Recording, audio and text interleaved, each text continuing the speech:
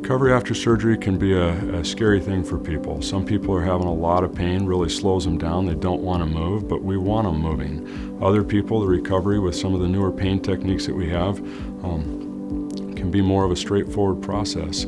Most typical thing is the first 2 weeks, a lot of people definitely have pain. It's probably when you hurt the most. It's really the first 1 to 2 weeks after surgery. And when people hurt, a lot of times they don't want to move, but really what helps them the most is if they get moving. A lot of times this is not that you're going to go out and do 3 hours worth of exercise, the day after surgery.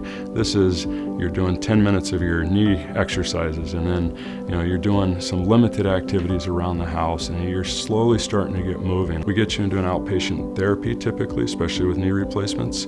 And then once we get going with outpatient therapy, usually by 2 weeks you're starting to get outside, you're starting to do more. Typically by 4 to 6 weeks, most people are driving after hip and knee replacement.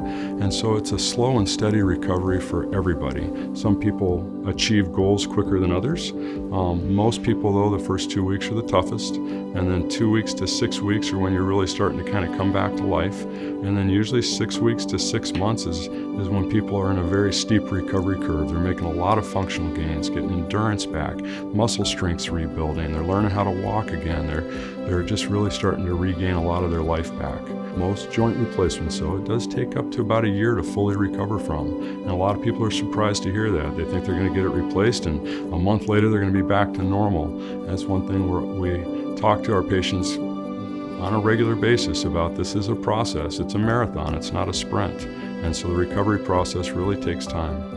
I think anything worth doing is going to have some challenges, and I would be lying if I didn't tell you there will be some challenges out of the gates. Again, the pain is going to be there. We do a surgery like this, you're going to have pain. We have a lot of new techniques to help mitigate and improve that.